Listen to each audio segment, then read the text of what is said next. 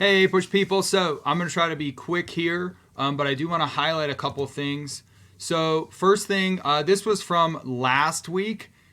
Awesome example of using the documents really clearly when they analyze, organize, and remove. They use the documents specifically, right? And they do a good job of saying like, okay, this document's most helpful because of this. This is less helpful. They give a clear explanation of the document too. So that was for question 1. This person does a really good job with question 2. And I really liked with question 2 how she mentioned like, hey, I'm trying to focus on agriculture here, and this is more about factories. So I could maybe find a way to tie it into that prompt, but it would be really hard. And then number 3, they have a really clear example of how this does answer the question. And number 3, this question was about factories. So they do a good job of talking about factories and cities, and basically say like any of the documents that are really about factories and cities I'm going to use. But document C, it's just about one specific worker, so it's not as helpful. So those are just some examples from last week when we did exactly the same thing that we're going to be doing from this week, which is going to be focusing on a new set of questions about this time period. So we're doing exactly the same thing, choosing one document to spend a lot of time on, one that ties into it, and one that we're going to remove. So this question here, you guys answered it on Wednesday. How or in what way was Reconstruction a revolutionary shift? So what I'm looking for is I'm going to decide was it a big shift or not. And then I'm going to be choosing documents that best show that it's a shift. So let's say that I decide that it was a revolutionary shift. And I think, guys, in a lot of ways it was, but it just didn't work out the way that it should have. Well, then when I look at the documents, I usually would use the cartoon because the cartoons are easier. Except this cartoon, guys, actually is seems like they're saying Reconstruction was not a revolutionary shift. And if I already want to say that it is one, then I'm going to struggle with document C, because when I look at document C, I recognize this one. This one's saying KKK, White League, which was like Democrats, are worse than slavery, 1874. Basically, they are harassing, using violence, all of these things to stop Reconstruction from happening. And life after slavery ends with the 13th Amendment is worse than it was before slavery. And we can think of things like sharecropping and some of that business there too. So, I mean, the tough thing about using this document is I'd have to find in these two text documents stuff that also proves that Reconstruction was not a big change, right? And I could do that, and there's a way to do that with this document A, but I'm just going to go with saying that actually, and again, I wouldn't usually do this because usually pictures are the best one. I'm going to remove document C because it doesn't connect with my thesis that Reconstruction was a revolutionary change, revolutionary shift. I'm looking back at the prompt. Was a revolutionary shift in society and politics that changed the U.S. forever. Instead, it shows that it didn't help freed slaves much at all. Okay, rock and roll. So that's going to mean that I'm going to go to A and analyze. I want the one that shows it's most of a shift. And so I'm looking here. We have African Americans in this capital right after the war has ended. If we have been called to do our duty against the armies in the field, why should we be denied the privilege of voting? The government has asked the colored man to fight for its preservation. He has done it. Okay. Our people are destined to a persecution at the hands of rebels. Oh, so they're saying stuff's going to get worse. The courts won't take their testimony. White traders, but where we ask is the black trader. Ooh, all right. That's powerful. All right. I'm going to go with this one. I think. Let me look. Okay, so this is always, if I look at the source and it says it's from Congress, the Congress, they're always going to be a politician, right? Like, it's going to be harder to be as direct and as clear here. I love the directness and clearness. And guys, when we're reading these, right, like, I think this is just going to be more interesting for you to read, like a primary source from a former, like, black soldiers, right? So I'm going to do this one.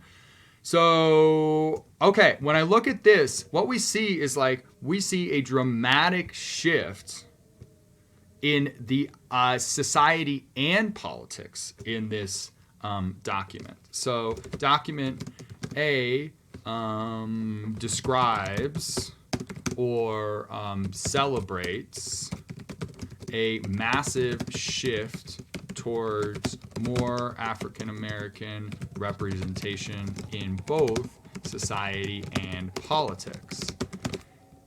The citizens ask for rights, for the right to vote, for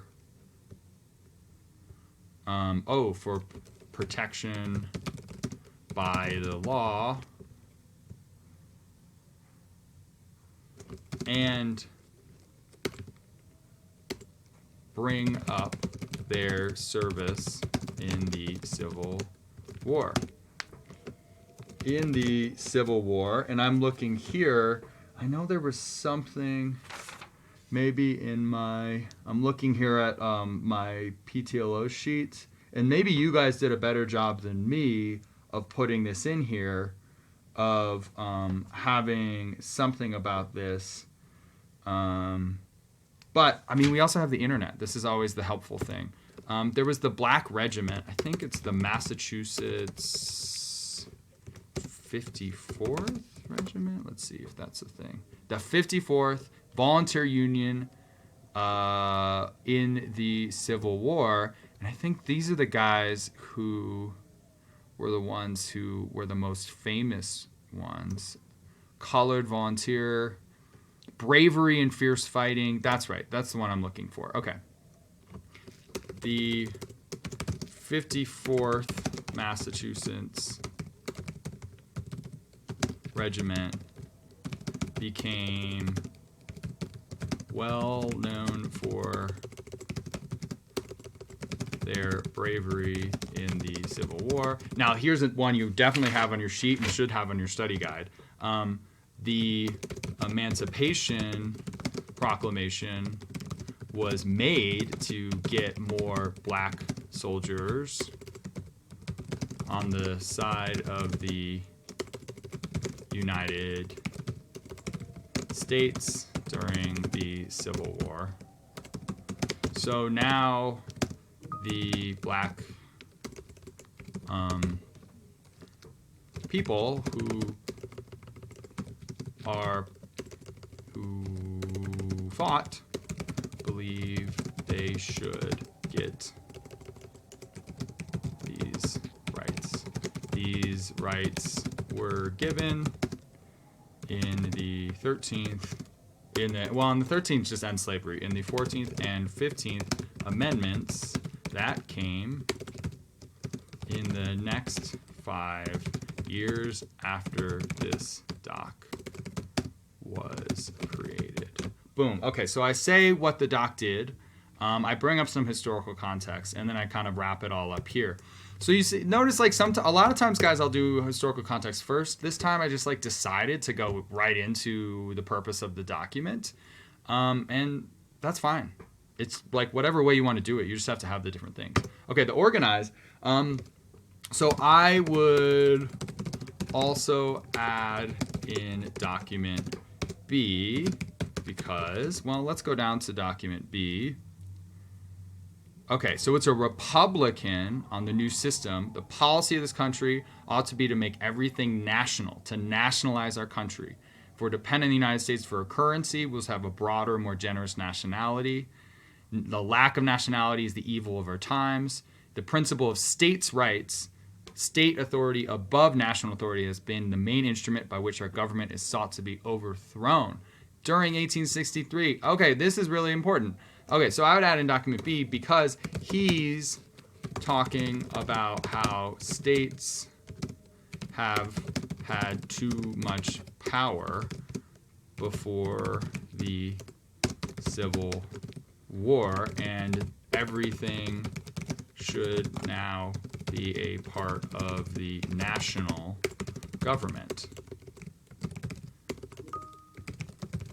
This is what the Republicans did after the Civil War during Reconstruction, when they sent troops to enforce the amendments that were asked for in document A. Boom, I just put the two documents together. See how we now have this argument being built. All right, and so that would be one paragraph. Then your next paragraph would be two more documents. And then if you can throw in document C at the end, boom, you have 5 documents. You have a whole DBQ. You wrote that thing in 45 minutes. All right, guys. Have a good rest of your day. Hopefully I haven't gone on for too long, but this should really help you out with how you're going to be doing question 2 and question 3 down here. And I got rid of questions from last week because last week was a little long. I'm sorry. All right. Have a good rest of your day, and I will see you guys on Monday. Bye.